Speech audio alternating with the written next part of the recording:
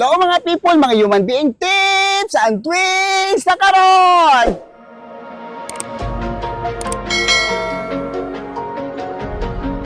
Makapal ang kanyang buhok sa ating YouTube channel, pakisubscribe naman, Miss Human Being. So ngayon, may gawin naman ako. Ang buhok ni girl, mga last 3 days, nagriban ako, pero ang nangyari ngayon, mag-refast ako. Nang dahil sa, hindi sa gamot, kulang sa plansa. Yung plansang ginamit ko, si Create, medyo kulang na ng init. So, ang nangyari ganyan, pag ang plansa, parang aabot na ng 5 buwan, dapat 5 buwan lang bago ka naman ng plansa. Yan ang nangyari tuloy sa buhok ni girl, nagbuhaghag dito, hindi siya na sa plansa, kulang sa plansa. Super laki at makapal yung buhok niya. So, ganyan ang nangyari sa kanyang buhok, kulang sa plansa. So, ulitin ko ngayon mag-ribbon para tuloy na ma-flat ang buhok ni girl.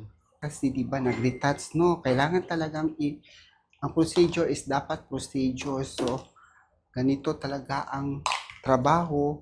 Kung minsan, di ba, nakita naman ninyo, kanyan ang gawin sa buhok. At saka to si Kowas, ilib ulit ng 8 minutes bago siya lagyan ng mga bondastic na rebonding.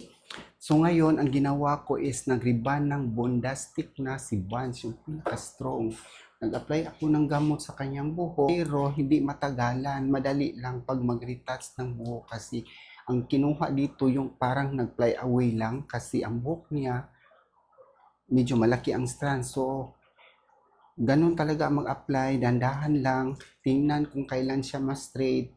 Kung saka na ma-straight na siya, so hanggang doon lang kasi pag masubrahan, may chance pa rin na mag-brittle ang buhok. Hindi basta-basta talaga mag-rebond. Lalo na dito si bondastic nga Vance, yung pinaka-strong. Madali lang siyang straight. Ilang minuto lang siguro to ibabad. Siguro na sa 15 to 20 minutes lang ibabad. Kasi madali lang.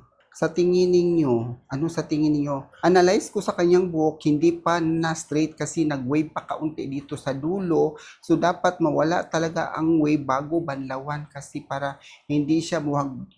Katulad kanina, nagbuhaghag pa. Pero last time nag-rebond ako, na straight ang kanyang buhok nang dahil siguro sa plansa, kulang yung init sa plansa, hindi maano ang kanyang buhok, hindi kaya yung ang init sa plansa dahil sa kanyang buhok na malaki ang strand. So ngayon, ayan inulit ang rebonding, ulit apply ng gamot at may wavy pa, so hayaan muna natin ng ilang minuto para siya mag-straight ang buhok. Ang ginamit kong plansa kasi, di ba si ma'am o si girl, nagritas ako ng rebonding. So ngayon, ang ginawa ko, ginamitan ko ng plansa na super init talaga si top 230 ang iyang temperature at tingnan niyo, di ba, super init umuusok, halos hindi mo mahawakan ang buhok nang dahil sa sobrang init. Pero pag gumamit ako ng plansa na ito, dapat ang buhok yung super kinky at super makapal at yung mga malaki ang talaga ang strand. Pwede to siya sa mga virgin hair. Pag hindi virgin yung mga buhok na damage, huwag mong i-plansa kasi masira yung mga buhok. Sa tingin niyo na straight na kaya itong buhok ni ma'am kasi hindi siya nag-straight last time. Na-straight siya pero kulang lang. Hindi naman siya nag-wave, nag-grabbing wave pero may kulang lang ang kanyang buhok. So naghanap siguro ito ng plansa na sobrang init katulad dito.